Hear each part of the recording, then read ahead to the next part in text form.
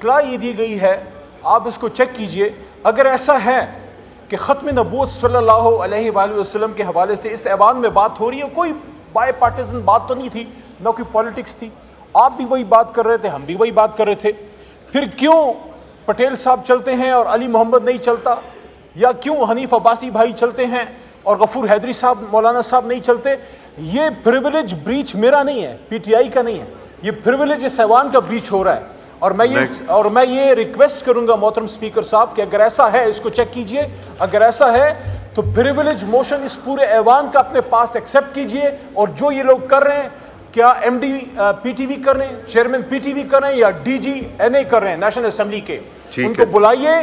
اور ان کو گھر بھیجیے، برخاست کیجئے۔ جی علی محمد خان صاحب، علی محمد خان صاحب۔ سر پروسیڈنگ کے حوالے سے پروسیڈنگ کے حوالے سے ایک ایشو آپ کے نوٹس میں لانا چاہ رہا ہوں، جو پروسیڈنگ چل رہی ہے ابھی تھوڑی دیر پہلے بہت امپورٹنٹ ڈسکشن ہوئی ختم نبوت کے حوالے سے صلی اللہ علیہ وسلم، اور تمام لوگوں نے اس پہ اپنی رائے دی۔ بڑے اچنبے کی بات ہے کہ جو اس ایوان کی کارروائی لائیو ٹیلی کاسٹ ہوتی ہے پی ٹی وی سے، وہاں جن صاحب نے سب سے پہلے محترم صاحبزادہ حامد رضا صاحب نے جب اس ایشو کو اٹھایا، ان کا لائیو نہیں چلا، پھر محترم لا منسٹر صاحب نے جب گفتگو کی ان کا لائیو چلا، اس کے بعد محترم حنیف عباسی بھائی نے جب گفتگو کی وہ لائیو چلا، پھر میں نے بات کی، اور اس کے علاوہ غفور حیدری صاحب نے بھی۔ تو اطلاع یہ دی گئی ہے، آپ اس کو چیک کیجئے، اگر ایسا ہے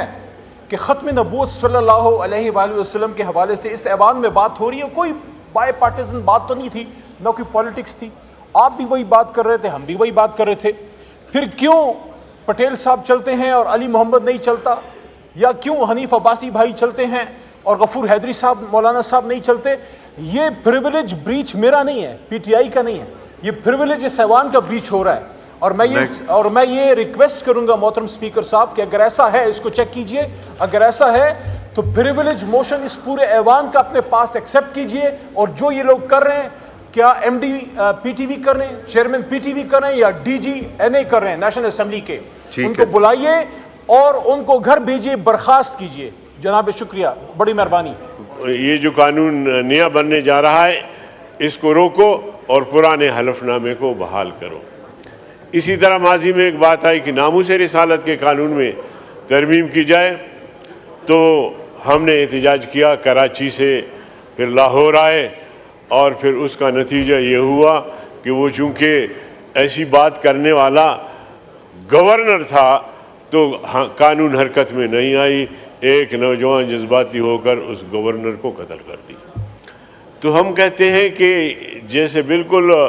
پٹیل صاحب نے جو بھی جن حضرات نے بھی باتیں کی ہے، جناب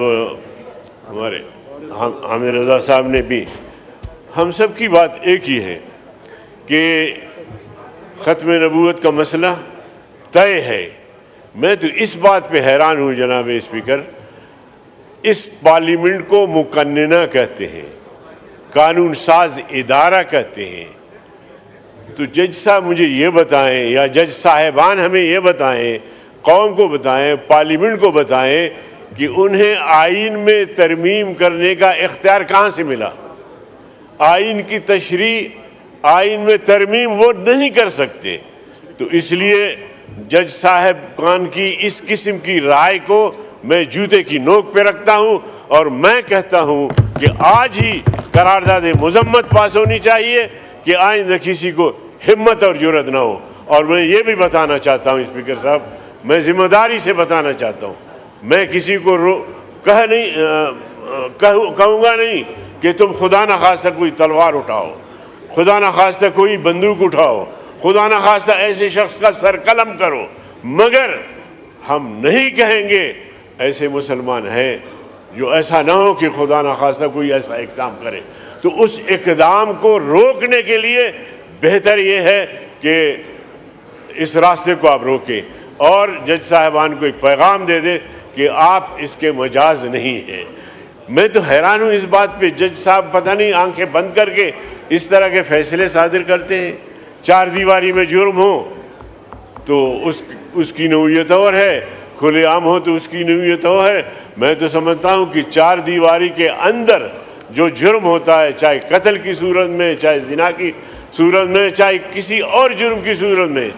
اس کی سزا زیادہ ہونی چاہیے، اس لیے کہ وہ چھپ کر کام کرتا ہے، لوگوں کے نظروں سے چھپ کے کام کرتا ہے، جرم کا ارتکاب کرتا ہے، اور اس لیے سے کرتا ہے کہ میرا یہ جرم چھپ جائے۔ تو اس قادیانی نے تحریف قرآن کی ہے، اس قادیانی نے ناموس رسالت کی توہین کی ہے۔ تو ہر لحاظ سے میں سمجھتا ہوں کہ جج صاحب کے اس رائے کو